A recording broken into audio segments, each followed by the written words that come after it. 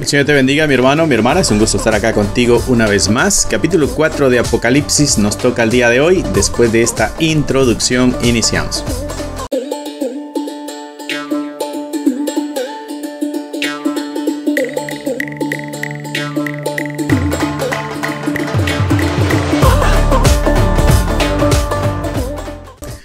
Que el Señor te bendiga, mi hermano, mi hermana. Es un gusto estar acá contigo una vez más. El capítulo 4 del libro de Apocalipsis nos corresponde. Estamos haciendo un recorrido bastante bonito acá en este libro. Un libro muy poco leído, ¿verdad? Pero estamos haciéndolo lo más que podemos para poder ir entendiendo qué es lo que el Señor nos está comunicando, ¿no? Y recuerda que está apuntando hacia el futuro, así que todo esto, en este libro van a haber diferentes posturas, ¿no? Y como decíamos al principio, esto no afectará en tu salvación, porque tu salvación depende del Señor, no de lo que tú creas que va a pasar en el futuro. Pero existe una bonita discusión, ¿no?, entre las diferentes posturas que hay acá en este libro, ¿no? Así que vamos a ir entonces al capítulo 4 de Apocalipsis. Nada más tiene 11 versículos y vamos a estar leyendo otros pasajes para ayudarnos en la interpretación, ¿no? Así que tú recordarás una de los principios que vimos, o una de las claves que vimos allá en el capítulo 1, versículo 19 del libro, es de que el ser que le está hablando a Juan le está diciendo: apunta, escribe las cosas que has visto. Le dice: escribe las cosas que son y escribe las cosas que han de ser después de estas. Y en eso nosotros entendíamos que había o estaba expresada la división del libro, ¿no? Las cosas que has visto, ¿qué es? Bueno, esta es la revelación o la visión de nuestro Señor Jesucristo, ¿no? Las cosas que son, entendíamos que era el capítulo 2 y capítulo 3, que era el tiempo de la iglesia. Y las cosas que han de ser después de estas, capítulo 4 hasta el capítulo 22 de Apocalipsis, ¿no? Entonces aquí estamos nosotros ya entrando en las cosas que han de ser después de estas, ¿no?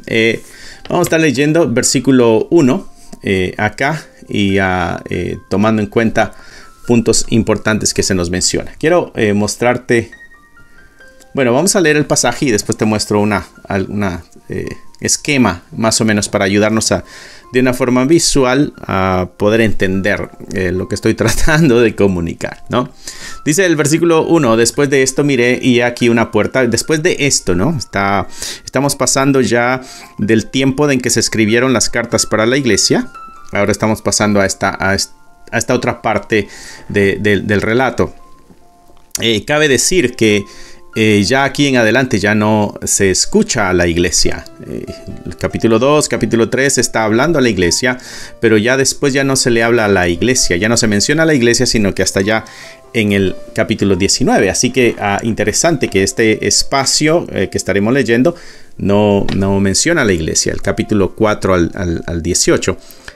Así que ese es uno de los puntos por los cuales se cree que la iglesia no está entonces acá en la tierra, sino que ha sido llevada, ¿no? Esa es una de las cosas. Y vamos a ver varias el día de hoy. Dice: miré, después de esto miré y aquí una puerta abierta en el cielo, y la primera voz que oí, como de trompeta, hablando conmigo, dijo: sube acá y yo te mostraré las cosas que sucederán después de estas. ¿No? Y yo te voy a mostrar las cosas que van a suceder. Recuerda que ahorita estamos entrando a las cosas que han de ser después de estas. Entonces tenemos a Juan, tiene una visión y está llevado al cielo, porque dice que había una puerta en el cielo. Y la voz le dijo: sube y yo te voy a mostrar las cosas que han de ser después de estas. Entonces aquí vemos a un Juan subiendo al cielo. Y bueno, es una visión. ¿Y qué es lo que vio ahí, ¿no? Capítulo 4 y capítulo 5 va a abarcar la visión de Juan en el cielo. Simbolizando, a la misma vez entendemos o interpretamos de que Juan está simbolizando a la iglesia, siendo llevada. Otra cosa, ya no se menciona la iglesia después de estos capítulos. Voy a enseñarte aquí una pequeña tabla que hice. Voy a quitar acá la Biblia. Y hay una pequeña gráfica, ¿no? La estructura que Cristo es el que da allá en capítulo 1, versículo 19. Escribe las cosas que has visto, capítulo 1, que es la visión de Cristo. Las cosas que son, capítulo 2 y capítulo 3. Esa es la era de la iglesia, lo que habíamos mencionado nosotros, lo que está aquí en un cuadro rojo, ¿no? Y las cosas que han de ser después de estas, capítulo 4 al 22. Los eventos futuros, ¿no? Pero aquí dejé a propósito en esta gráfica, en el cuadro rojo y este otro cuadro, que no sé ni qué color es, pero hay un espacio oscuro y es porque lo dejé a propósito para ayudarnos a entender de que hay un espacio en la visión del capítulo 4 y capítulo 5. ¿Qué es lo que sucede en estos dos capítulos aquí, ¿no? Así que vamos a leer algunos de los pasajes que nosotros hemos apuntado ahí para que nos puedan ayudar, ¿no? Muy bien. Pero decíamos, estos pasajes, este pasaje interesante, por ejemplo, una puerta abierta, sube acá. Esa es la imagen profética del arrebatamiento de la iglesia. ¿Recuerdas cuando leíamos la iglesia de Filadelfia, ¿no? Esta iglesia fiel, se le prometió ser guardada de la hora de la prueba, ya en capítulo 3, versículo 10 de Apocalipsis. Aquí se está mostrando el cumplimiento. Y hay una voz como de trompeta, ¿no? Vamos a buscar estos pasajes, 2 de Tesalonicenses 2, 1 al 8 y 1 de Tesalonicenses 4, 13 al 18. Así que voy a poner otra vez aquí la Biblia en la pantalla. Y espera. Vamos a tener paciencia porque voy a estarme moviendo para que tengas ahí los pasajes que vamos a estar leyendo, ¿no? 2 de Tesalonicenses, capítulo 2. O me voy a hacer más pequeñito. Ándale, voy a hacer más pequeñito y de pronto me quedo por acá. Muy bien. 2 de Tesalonicenses, capítulo 2, versículo 1 al 8. Y 1 de Tesalonicenses, capítulo 4, 13 al 18, ¿no? Yo los tengo ya acá en la Biblia, así que va a ser un poquito más fácil poder buscarlos. 2 de Tesalonicenses. La manifestación del hombre de pecado. No entendemos que este es el anticristo, aquel que ha de venir, ¿no? Pero mira lo que dice acá. Dice, pero con respecto a la venida de nuestro Señor Jesucristo y nuestra reunión con Él, o sea, en cuanto a Cristo y reunir nosotros con Él, os rogamos, hermanos, que no os dejéis mover fácilmente de vuestro modo de pensar. Quiere decir de que algunas enseñanzas están entrando a la iglesia y la iglesia está cambiando su forma de pensar, ¿no? Ya hay otras afirmaciones, interpretaciones o como queramos entenderlo, pero ya se está moviendo la forma en que se estaba creyendo, ¿no? Dice, no os dejéis mover fácilmente de vuestro modo de pensar, ni os conturbéis ni por espíritu, ni por palabra, ni por carta, como que si fuera nuestra. O sea, aparentemente están llegando escritos como que si fueran de Pablo, ¿no? Al parecer lo que está pasando en Tesalonicenses es de que se está anunciando que Cristo ya llegó. Jesucristo ya regresó. Y entonces la pregunta de la iglesia de los tesalonicenses es: ¿qué pasó con nosotros? Nos perdimos ese evento, lo estábamos esperando, no nos dimos cuenta. ¿Qué fue lo que sucedió? Y hay una angustia en el pueblo y está este cuestionamiento: ¿qué fue lo que sucedió? Entonces Pablo responde a ese cuestionamiento en sus cartas, ¿no? Entonces aquí está diciendo: con respecto a la venida de nuestro Señor Jesucristo, en cuanto a este asunto, ustedes ya tienen una forma en que fueron enseñados. No se dejen mover de esa manera en que han sido enseñados. No se conturben ni de espíritu, ni por palabra, ni como que viniera una carta de parte de nosotros, dice él. Nadie os engañe en ninguna manera. Versículo 3, porque no vendrá sin que antes venga la apostasía. Ok, entonces Pablo está dando un orden de eventos, y esto es muy bueno para nosotros, ¿no? Dice: no vendrá sin que antes venga la apostasía. La apostasía es alejarse de la verdad, darle la espalda a la verdad, a la doctrina santa, ¿no? Alejarnos de la verdad. Y eso lo vimos nosotros en la iglesia de Laodicea. Estamos viviendo en ese tiempo de la Odisea. Entonces, primero viene esto, la apostasía. Después de eso se va a manifestar el hombre de pecado. Estamos hablando del anticristo, ¿no? El hombre de pecado, el hijo de perdición, ¿no? Versículo 4, el cual se opone y se levanta contra todo lo que se llama Dios y es objeto de culto, tanto que se sienta en el templo de Dios como Dios haciéndose pasar por Dios. Entonces este personaje se hace pasar por Dios. La iglesia se aparta y luego lo convierte en su Dios. Y este se hace pasar por Dios. Versículo 5. ¿No os acordáis que cuando yo estaba todavía con vosotros os decía esto? No se les olvide. Por eso dice, ustedes ya tenían una forma de pensar. No se dejen engañar tan fácilmente. Versículo 6. Ahora vosotros sabéis lo que lo detiene a fin de que a su debido tiempo se manifieste. Entonces Pablo dice, ustedes saben también de que todavía no se ha manifestado porque hay algo que lo detiene. Porque ya está en acción el misterio de la iniquidad. O sea, ya está, el proceso va avanzando. Solo que hay quien al presente lo detiene hasta que él, a su vez, se ha quitado de en medio. Y entonces se manifestará aquel inicuo, a quien el Señor matará con el espíritu de su boca y destruirá con el resplandor de su venida, ¿no? Entonces, Cristo todavía no ha regresado, le está diciendo Pablo, porque antes tiene que venir este hombre de pecado, este hijo de perdición, el que conocemos como el anticristo, que se hará pasar por Dios. Pero para eso la iglesia tendría que haberse ya alejado de la verdad, ¿no? Y entonces nos está dando este orden de casos, ¿no? Y de ahí nos da este otro detalle.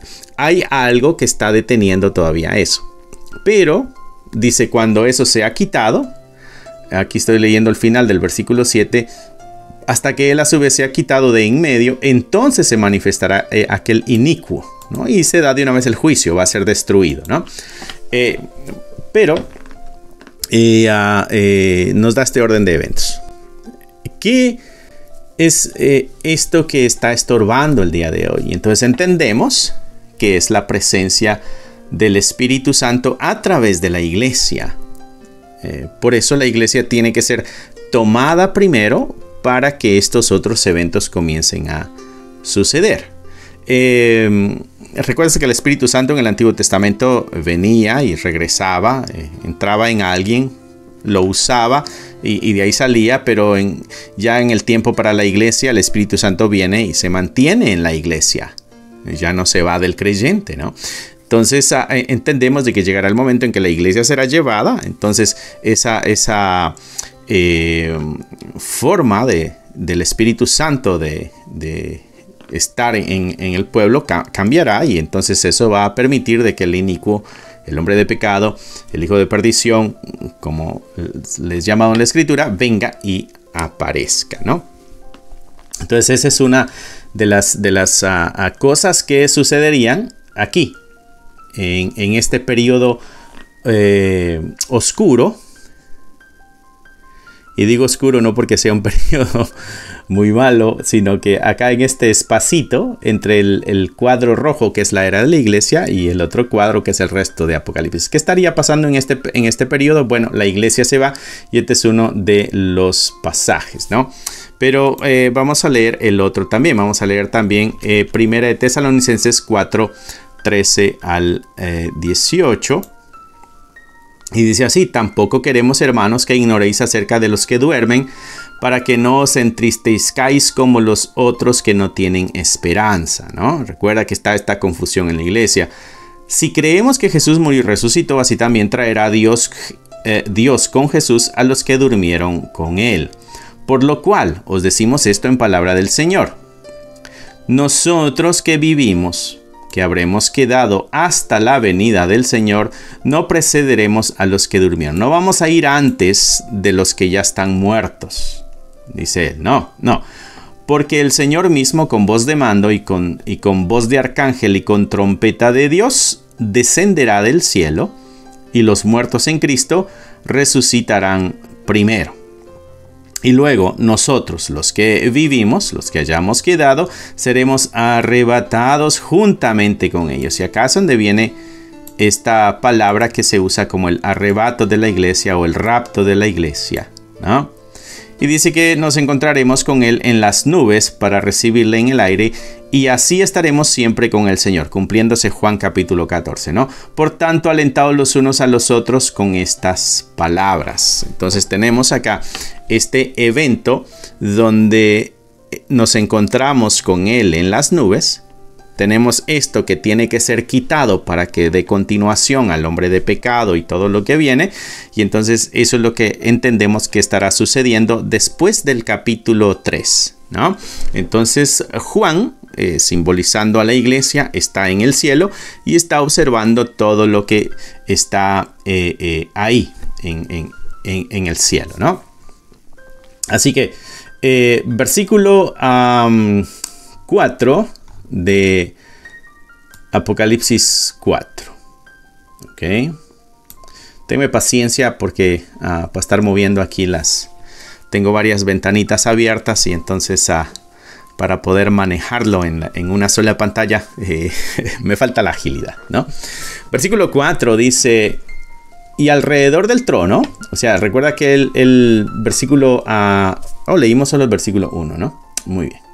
Versículo 2 dice: al instante yo estaba en el espíritu y he aquí un trono establecido en el cielo, y en el trono había uno sentado, ¿no? Está el cielo y está el trono, ya sabemos de quién se trata. Sabemos de quién se trata, ¿no? Dice: el aspecto del que estaba sentado era semejante a piedra de jaspe y de cornalina. Había alrededor del trono un arco iris semejante en aspecto a la esmeralda, ¿no? Un arco iris. ¿Recuerdas ese símbolo de pacto Antiguo Testamento? Muy bien, ¿no? Versículo 4. Y alrededor del trono habían 24 tronos. Y vi sentados en los tronos a 24 ancianos vestidos de ropas blancas con coronas de oro en sus cabezas. Una corona es como una diadema. No sé si alguna vez viste alguna de las películas antiguas en el tiempo de las maratones allá en Grecia y allá donde inicia todo este tipo de deportes, olimpiadas, ¿no? Donde se les ponía una coronita de laurel, simbolizando el triunfo, ¿no? Bueno, ese es el tipo de corona al que se está refiriendo acá. Dice que tenían coronas de oro en sus cabezas. Ese símbolo de triunfo, de victoria, de que llegaron al final. ¿Recuerdas lo que se anunciaba ya en Apocalipsis después de 2 y 3, después de cada una de las cartas? Al que llegue a la meta, al que venciere, ¿no? Hablando de esto. Y entonces aquí está el símbolo de que llegaron a la meta, de que vencieron, ¿no? Versículo 5. Dice, bueno, vamos a dejarlo ahí hasta el versículo 4, ¿no? Versículo 1 de Tesalonicenses, versículo 4, capítulo 4, versículo 16. Esto lo acabamos de leer, pero vale la pena repetirlo por lo que se está dando aquí. Dice: el Señor mismo con voz de mando, con voz de arcángel y con trompeta de Dios descenderá el cielo, y los muertos en Cristo resucitarán primero. Pero ves estas características que acá se están dando, ¿no? Trompeta de Dios, voz de arcángel. Y cuando tú lees en el versículo 4, capítulo 4, versículo primero, dice: y la primera voz que oí como de trompeta hablando conmigo. Entonces ahí tenemos las relaciones, una voz de trompeta. En primera de Tesalonicenses, lo que leímos ahorita era lo que nos estaba diciendo: el Señor mismo con voz de mando, con voz de arcángel y con trompeta de Dios descenderá del cielo, y los muertos en Cristo resucitarán primero. Y en primera de Corintios capítulo 15, versículo 52, dice: en un momento, en un abrir y cerrar de ojos, a la final trompeta, porque se tocará la trompeta, y los muertos resucitados, incorruptibles, y nosotros seremos transformados. Es el mismo escritor, Pablo, al que le escribe a los tesalonicenses, y es el mismo que le escribe a los corintios, ¿no? Y entonces está dando estas características, ¿no? Que nos dio en el versículo 1 al versículo 4 del capítulo 4, ¿no? El cumplimiento de la voz de trompeta, que leímos en 1 Tesalonicenses 4:16 y 1 Corintios 15:52, ¿no? Y esa voz llama a Juan. Y Juan sube al cielo y está allá, ¿no? Antes de que comiencen todos los juicios.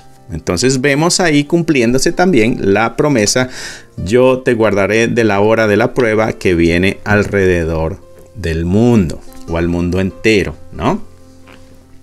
Cuando ponemos atención a los pequeños detalles, podemos ir entendiendo mejor todo el desarrollo de la historia. Versículo 4 del capítulo 4 de Apocalipsis. Espero que puedas ir tomando notas, o que no vaya yo tan rápido, para que te pueda ayudar.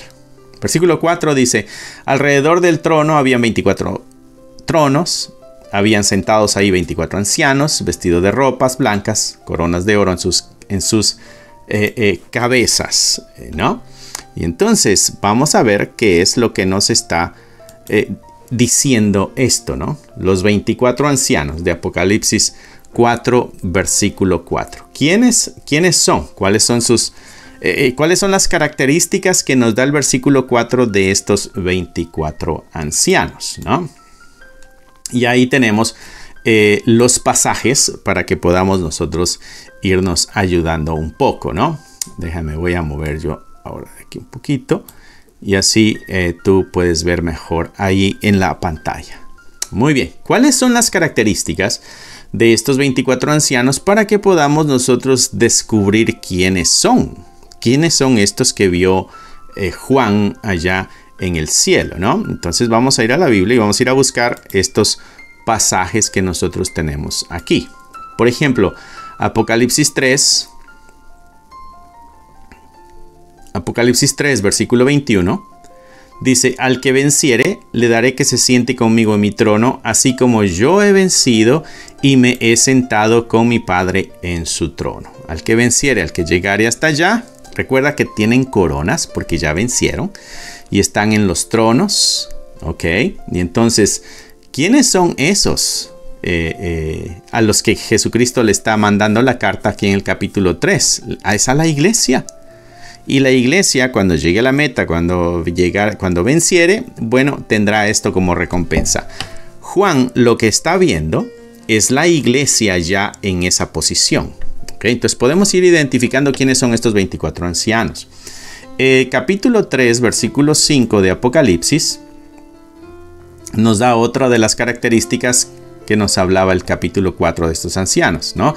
En el versículo 5 del capítulo 3 dice: el que venciere será vestido de vestiduras blancas, y no borraré su nombre del libro de la vida, y confesaré su nombre delante de mi Padre y delante de sus ángeles. Tiene vestiduras blancas. Entonces hay otra de las características ahí, ¿no?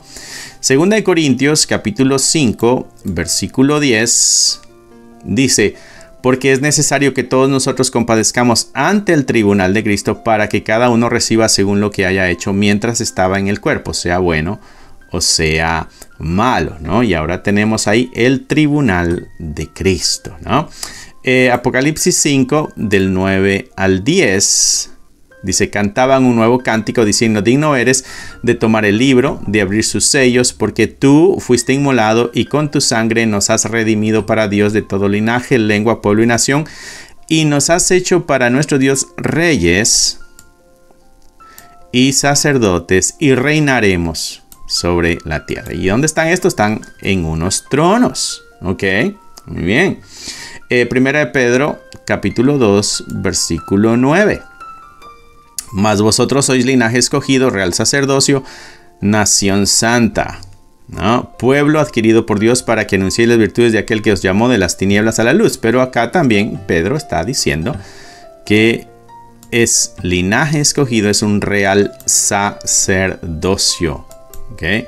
Es un real sacerdocio y también son reyes y sacerdotes, decía el pasaje que leímos anteriormente, ¿no?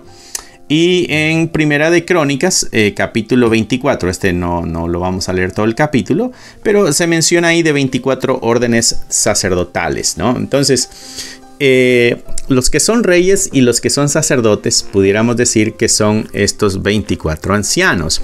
Entonces quiere decir que estos 24 ancianos están representando a los reyes y sacerdotes. De acuerdo a lo que leímos en los pasajes de Pedro, en los pasajes de Corintios, en los pasajes de Apocalipsis, estos personajes son la iglesia entonces. Porque allá en el Antiguo Testamento es donde se menciona que el pueblo de Dios, en el Antiguo Testamento, el pueblo de Dios, pueblo de Israel, era ese pueblo escogido, ese real sacerdocio y esa nación santa. Y Pedro en el Nuevo Testamento se lo aplica a la iglesia. ¿Ok? Entonces quiere decir que estos 24 ancianos que estamos viendo nosotros, que Juan vio en su visión y nos la está describiendo, es el pueblo de Dios. ¿Y de qué está compuesto el pueblo de Dios? Antiguo y Nuevo Testamento. Aquellos que han creído a Dios. Entonces podemos ya ahí descubrir quiénes eran estos entonces, los que estaban ahí sentados. ¿Qué es lo que vio Juan ahí? Al pueblo de Dios con las promesas que se les había hecho cumplidas. Esa es la visión que está teniendo Juan ahí, ¿no? Interesante, ¿verdad? Eso nos va a ayudar a nosotros mucho. Muy bien. Pasamos entonces al siguiente pasaje. Vamos a regresar al capítulo 4 de Apocalipsis. Acabamos de leer el versículo 4, ¿no? 24 ancianos vestidos de ropas blancas, ya vimos las características, coronas en su cabeza, ya vimos, ¿no? Versículo 5 dice, y del trono salían relámpagos, truenos, voces, y delante del trono ardían 7 lámparas de fuego, de las cuales son los 7 espíritus de Dios, ¿no? Vamos a leer todos los versículos para poder regresar a los otros pasajes que nos ayudan. Pero ponga atención a las características que nos está dando Juan en esta visión, ¿no? En el lugar hay relámpagos, hay truenos, hay voces. Habían 7 lámparas de fuego, las cuales son los 7 espíritus de Dios. Versículo 6. Delante del trono había un mar de vidrio, semejante al cristal. Junto al trono y alrededor del trono 4 seres vivientes llenos de ojos delante y detrás. El primer ser viviente era semejante a un león. El segundo era semejante a un becerro. El tercero tenía rostro como de hombre. Y el cuarto era semejante a un águila volando. Esto es interesante. Entre la creación, lo más majestuoso de su creación, ¿no? El león, por ejemplo, vemos la fortaleza. El becerro es lo más útil, ¿no? El otro es el ser humano, el hombre, y el otro es lo más rápido, que es esta águila que está volando. Versículo 8. Los 4 seres vivientes tenían cada uno 6 alas y alrededor y por dentro estaban llenos de ojos y no cesaban día y noche de decir: Santo, Santo, Santo es el Señor Dios Todopoderoso, el que era, el que es y el que ha de venir. Y siempre que aquellos seres vivientes dan gloria y honra y acción de gracias al que está sentado en el trono, al que vive por los siglos de los siglos, se nos está describiendo quién es el que está sentado en el trono. Los 24 ancianos, que ya descubrimos que es la iglesia o el pueblo de Dios, se postran delante de él, delante del que está sentado en el trono, y le adoran al que vive por los siglos de los siglos y echan sus coronas delante del trono diciendo: Señor, digno eres de recibir la gloria y la honra y el poder, porque tú creaste todas las cosas y por tu voluntad existen y fueron creadas, ¿no? Entonces vemos aquí esta adoración celestial al que está sentado en el trono, y una de las características del porqué de la adoración es porque creó todas las cosas y por su voluntad existen y fueron creadas, ¿no? El gran enfoque en el tema de la creación, Antiguo Testamento, ¿no? Sin embargo, el Nuevo Testamento nos aclara que Jesucristo es el que está creando también, ¿no? O el que creó también. Así que, y por Él se sostienen todas las cosas y por Él fueron todas las cosas hechas, ¿no? Pero hay un enfoque acá Antiguo Testamento. Y es que eso es lo que sucede en el capítulo 4. Hay un enfoque del Antiguo Testamento. Vemos a un arco iris, vemos truenos, relámpagos y todo eso. ¿Se acuerdas allá en Sinaí? ¿No? Y vemos aquí el cántico también porque Él creó todas las cosas y por Él existen, ¿no? Muy bien.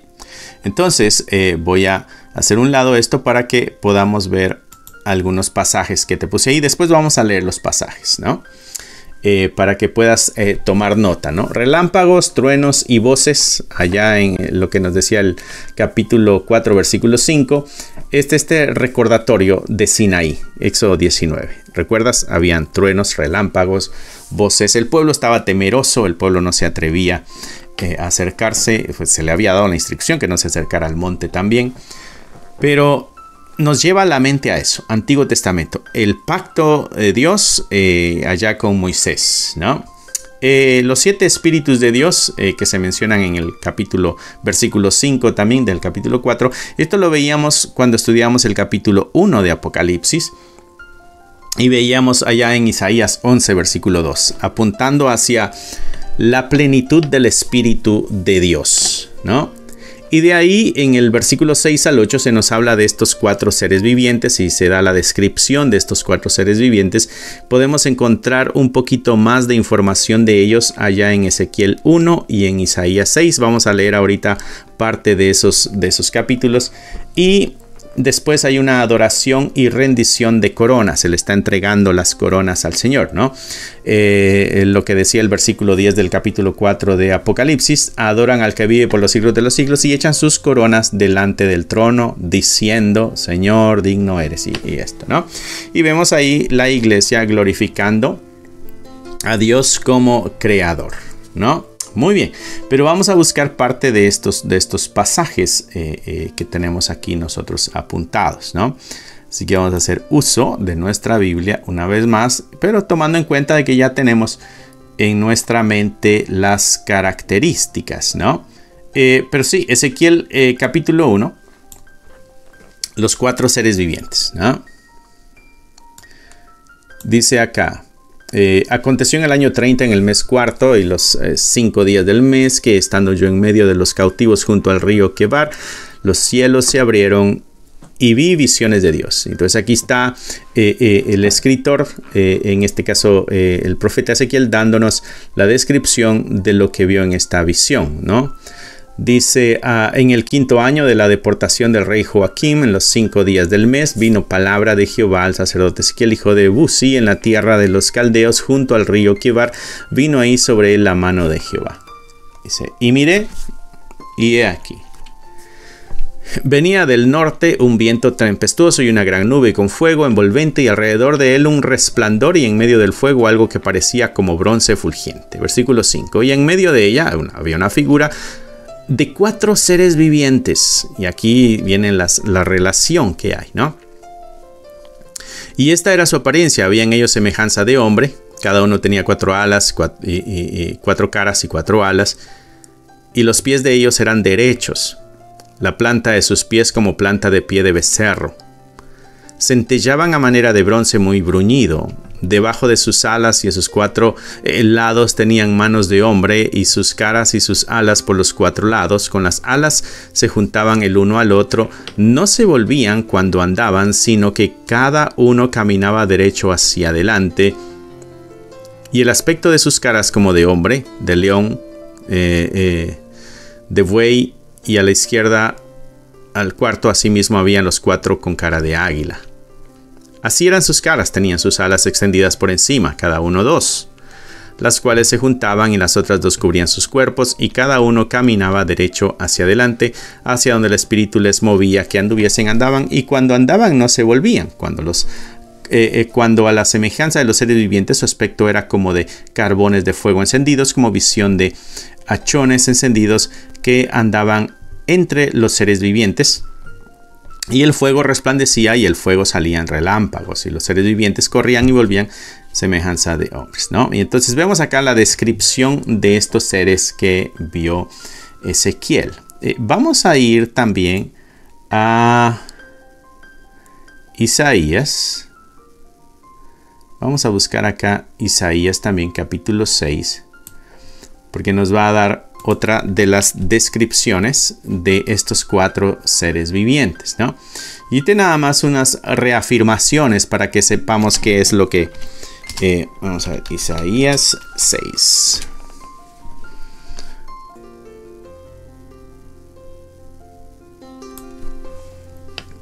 Muy bien, aquí Isaías capítulo 6. Dice visión y llamamiento de Isaías.